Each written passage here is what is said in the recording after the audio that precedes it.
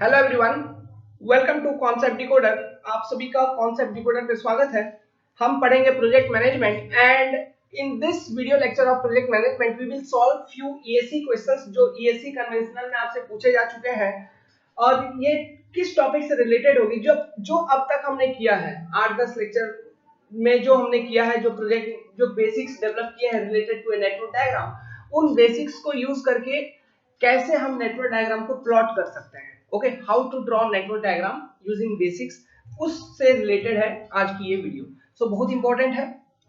तो क्वेश्चन पढ़िए। क्वेश्चन दिया हुआ है, draw a network diagram of A project having 7 activity.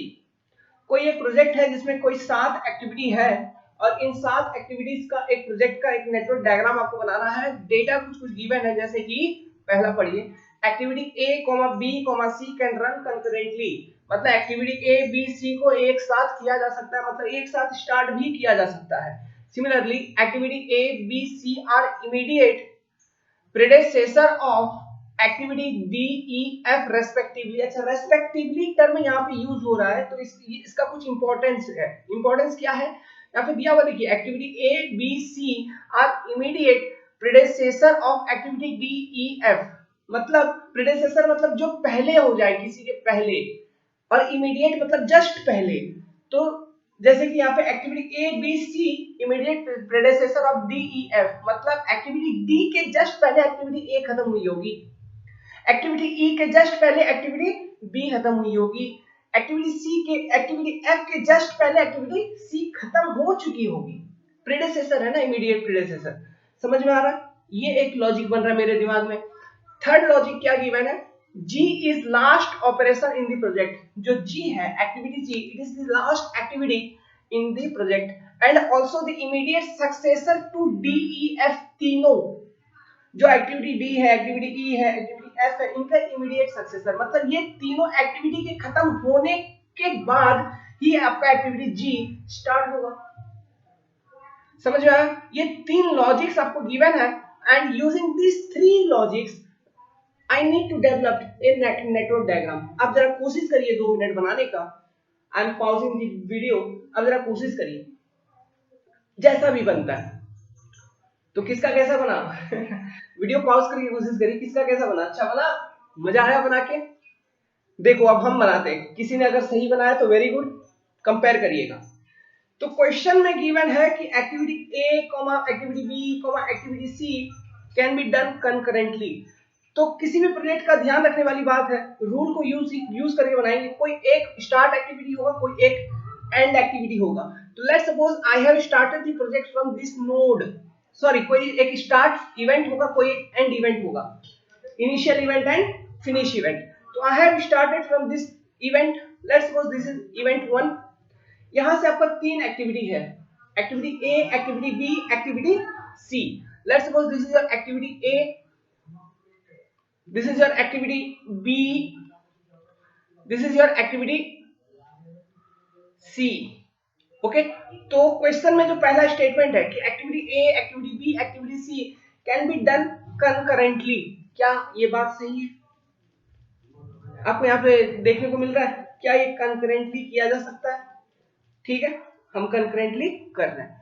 Now अब देखो, एक्टिविटी ए किसी एक इवेंट पे खत्म हुई होगी, सिमिलरली एक्टिविटी बी भी एक इवेंट पे खत्म हुई होगी, एक्टिविटी सी भी एक इवेंट पे खत्म हुई होगी। Okay, let's suppose this is event 2, this is event 3, this is event 4, something like this, number कर दिया। नाउ अब सेकंड स्टेटमेंट को यूज करूं अगर मैं, तो वहां पे कहा है कि activity D is immediate predecessor of activity ए। मतलब एक्टिविटी ए के जस्ट खत्म होने के बाद कौन सा शुरू हो जाएगा? एक्टिविटी डी शुरू हो चुकी होगी।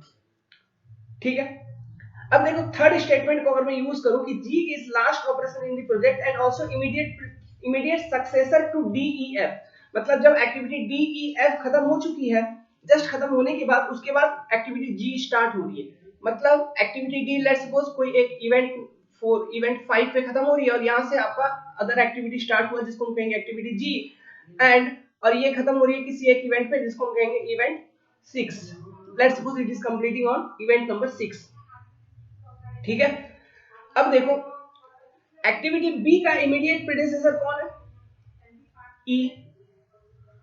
ये खत्म हो रही है सेम इवेंट 5 पर।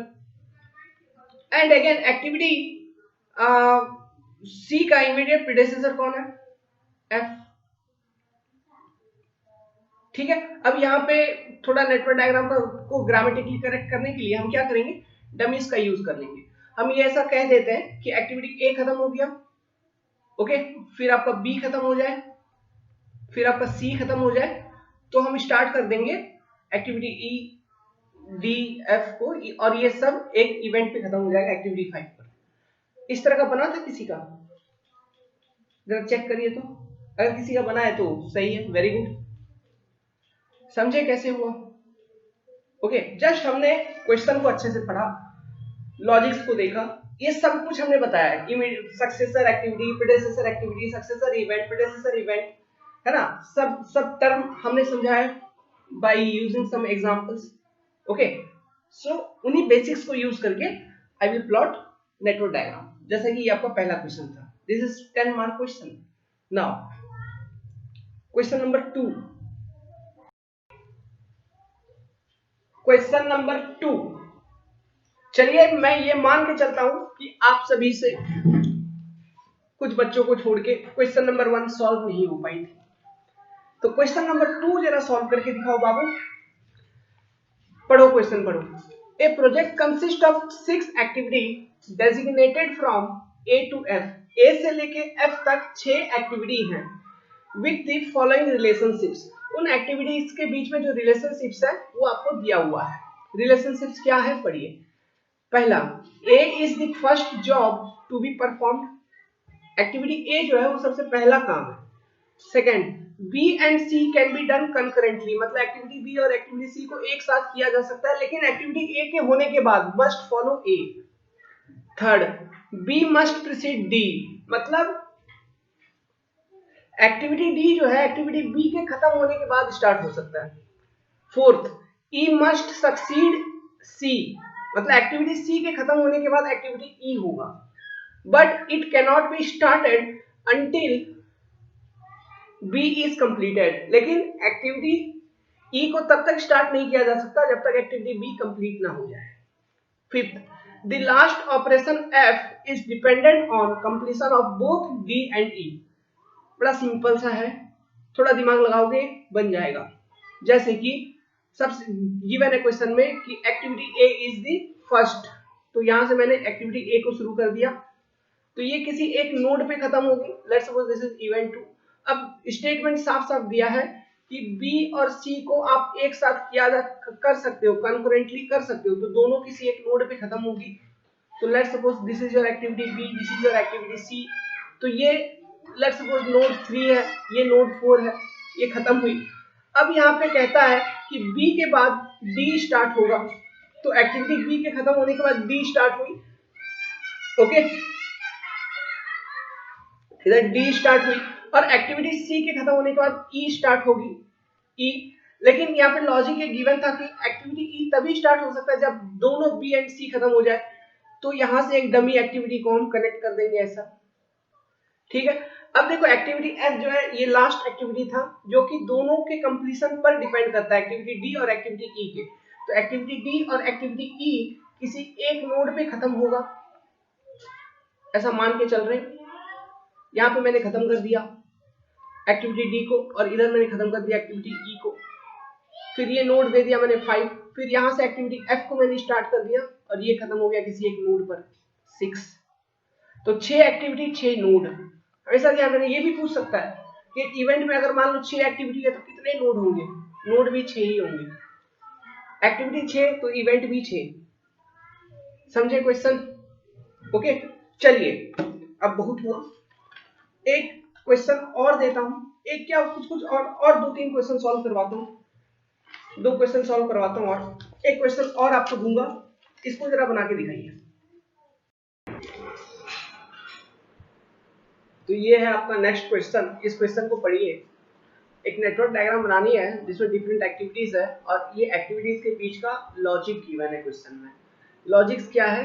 ए is pre required activity for activity D, B is pre required activity for activity D and E, C is pre required activity for activity E, D is pre required activity for activity F, E is pre-required activity for activity F. Draw the network diagram. Try करिए एक बार। चलिए अब हम solve करते हैं। तो देखिए question में क्या गिवन है, here A is pre-required activity for D, मतलब एक्टिविटी डी तभी स्टार्ट हो सकता है जब एक्टिविटी ए कंप्लीट हो चुकी हो। B is pre-required activity on activity D and E both, मतलब एक्टिविटी डी और एक्टिविटी ई तभी स्टार्ट किया जा सकता है जब एक्टिविटी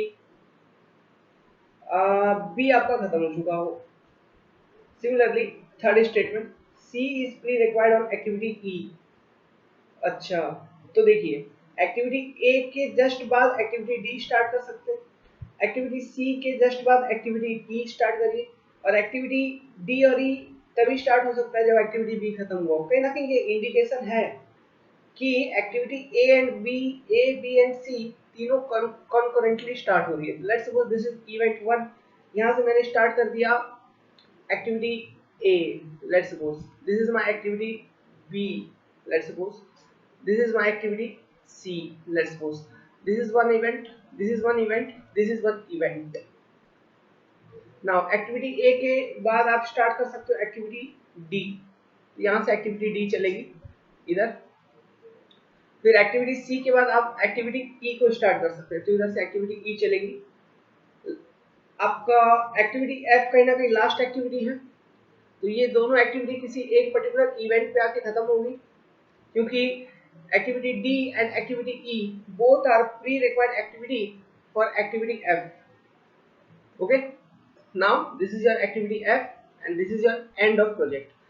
अब यहाँ पे एक लॉजिक है, लॉजिक ये था कि एक्टिविटी D और एक्टिविटी E तभी आप स्टार्ट कर सकते हैं जब एक्टिविटी B खत्म हो चुकी हो। तो एक्टिविटी B जब खत्म हुई तो एक इवेंट आया, let's suppose this is event 2, event 3, event 4, event 5, event 6, इस तरह से नंबरिंग कर दी।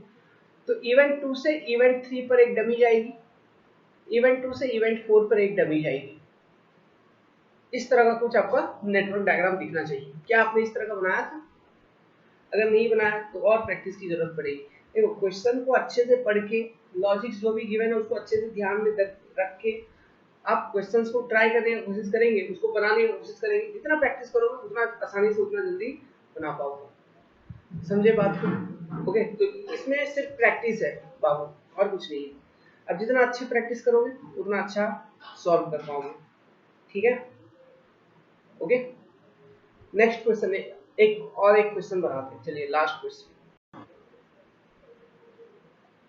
क्वेश्चन पढ़िए। अगेन ये ईएससी का क्वेश्चन है। आपके पास एक टेबल गिवन है, एक्टिविटी और इमीडिएट प्रेडेसेसर। प्रेडेसेसर मतलब जो जस्ट पहले हुआ है, किसी एक एक्टिविटी से जस्ट पहले जो एक्टिविटी खत्म हुई हो उसे प्रेडेसेसर एक्टिविटी कहते हैं। मतलब इमीडिएट प्रेडेसेसर मतलब जो जस्ट पहले खत्म हुई हो, है ना, तो वो इमीडिएट प्रेडेसेसर हो जाएगी। तो यहाँ पे activity and immediate predecessor given है, जैसे कि activity A, activity B, activity C का इमीडिएट प्रेडेसेसर कुछ भी नहीं है। एक्टिविटी डी का इमीडिएट प्रेडेसेसर कौन है? एक्टिविटी ए, मतलब एक्टिविटी ए के जस्ट खत्म होने के बाद एक्टिविटी डी स्टार्ट हुई होगी। एक्टिविटी ई का इमीडिएट प्रेडेसेसर कौन है?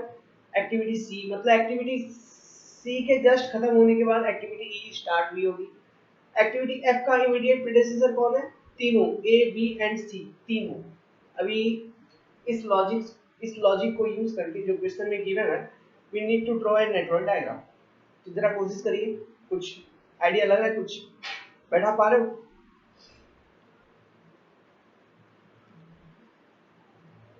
यहाँ पे देखिए कैसे करेंगे हम। किसी एक इवेंट से यहाँ से हमने 3 एक्टिविटी स्टार्ट कर दी, activity A, activity B, activity C. A B C, this is event 1 let's suppose. तो तीनों का अलग अलग इवेंट होगा, let's suppose event 2, event 3, event 4, इस तरह से नंबर कर दिए। नाउ अब क्वेश्चन में क्या गिवन है कि इवेंट 2 के बाद क्या स्टार्ट कर सकते हो, कौन सा एक्टिविटी? इवेंट 2 के बाद हम स्टार्ट कर सकते हैं एक्टिविटी डी, यहां से एक्टिविटी डी स्टार्ट कर देंगे। नाउ अभी इवेंट सी के बाद आप इवेंट 4 के बाद आप स्टार्ट कर सकते हो एक्टिविटी ई, इधर से एक्टिविटी ई स्टार्ट कर दिया मैंने। तो बचा एक्टिविटी एफ। तो एक्टिविटी एफ यहाँ बीच में डाल दिए, लेट्स सपोज एक्टिविटी एफ। अभी देखिए इमीडिएट प्रेडिसेसर एक्टिविटी एफ का कौन कौन है, ए बी सी दोनों। तो बी का तो लिंकअप मिल रहा है इवेंट 3 पर, तो यहाँ से एक डमी डाल देंगे इवेंट 2 से इवेंट 3, फिर इवेंट 4 से इवेंट 3 पर एक डमी डाल देंगे, ये दोनों डमी हो गया। तो क्या अब लग रहा है कि एक्टिविटी एफ का इमीडिएट प्रेडिसेसर जो है वो क्या है, ए बी एंड सी। मतलब जब इवेंट 3 हो रहा है मींस इसका मतलब क्या है, तीनों एक्टिविटी ए बी सी खत्म हो चुकी है, तभी आपका एक्टिविटी एफ स्टार्ट हो रहा है ना। तो इमीडिएट प्रेडिसेसर ये तीनों हो गए ए बी सी।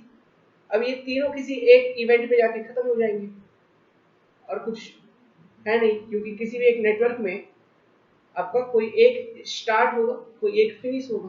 तो इस तरह से मैंने स्टार्ट कर दिया, इस तरह से मैंने फिनिश कर दिया, जो लॉजिक्स था उसको भी हमने प्रॉपर्ली यूज कर लिया। किसी ने बना पाया था इस तरह का नेटवर्क डायग्राम? ओके, अगर नहीं बनाता तो कोई बात नहीं, आपको प्रैक्टिस की जरूरत है और थोड़ा प्रैक्टिस करिए। जस्ट आप बेसिक जो रूल हमने बताया था उन रूल को आपको दिमाग में रखना है। Just by using those rules आपका पूरा का पूरा सवाल बन जाएगा। इस तरह के सवाल 5 नंबर के, 6 नंबर के, 8 नंबर के, कभी कभी 10 नंबर का भी पूछ लिया है ईएस में। ये सारे ईएस के ही क्वेश्चंस हैं जो हमने सॉल्व करवाया। अब जो हम पढ़ेंगे अपना नेक्स्ट चैप्टर होगा चैप्टर 2, हम पर्ट के बारे में पढ़ेंगे, इसको डिटेल में पढ़ेंगे। पर्ट मतलब आप जानते ही होंगे क्या होता है, प्रोग्राम इवैल्यूएशन रिव्यू टेक्निक, इसे हम कहते हैं पर्ट। ओके, इसके बारे में डिटेल में पढ़ेंगे, जो कि हम नेक्स्ट वीडियो लेक्चर में स्टार्ट करेंगे एज चैप्टर 2 पर्ट। ओके, आप सभी को इंफॉर्मेशन दे दूं, आप हमारे टेक्निकल पेपर्स में एनरोल कर सकते हैं। जो टेक्निकल पेपर आपको मिलेगी, स्पेशल डिस्काउंट अभी चल रही है दुर्गा पूजा के लिए। अभी आने वाले एग्जामिनेशन जैसे कि एसएससी जेई है, फिर आपका आने वाला एग्जामिनेशन गेट है, आने वाला एग्जामिनेशन यूपीएससी है। तो गेट तो चलो अभी हाल फिलहाल हो जाएगा, फिर भी अगर कोई सब्जेक्ट जैसे कि स्ट्रक्चर या फिर स्टील या फिर एनवायरो या फिर सर्वे या फिर बीएमसी, ओके, इनमें से कोई सब्जेक्ट अगर आपको फिर भी प्रिपेयर करनी है तो आप एनरोल कर सकते हैं। या फिर एसएससी जेई के लिए तो आप परफेक्टली एनरोल करिए ही करिए, यूपीएससी के लिए आप एनरोल करिए ही करिए। कंसेप्ट डिकोडर आपको बेस्ट कंटेंट अवेलेबल कराने की कोशिश करता है जहां तक हो पाए अकॉर्डिंग टू सिलेबस। ओके, ताकि आपका जो प्रीवियस ईयर क्वेश्चंस है सारे सॉल्व हो जाए इजीली, और न्यू टाइप ऑफ क्वेश्चंस भी इजीली आप सॉल्व कर पाओ यूजिंग दोस कॉन्सेप्ट्स। सो आप एनरोल कर सकते हैं, there is some special discount running, so आप कांटेक्ट करिए, हम आपको इन्फॉर्मेशन दे देंगे। The enrolment fee is ₹3000 for all technical papers which are available in paid version at Concept Decoder channel, and you can contact us at 7008 420 353. My name is Piyush Prasar, GATE, and having work experience of 2 years approx with MTech in structure. Now you can WhatsApp, okay, आप WhatsApp कर सकते हैं, किसी भी तरह का doubt हो हमसे पूछ सकते हैं, WhatsApp या फिर कॉल करके पूछ सकते हैं। Okay, so good luck, see you in next class in which we will discuss PERT.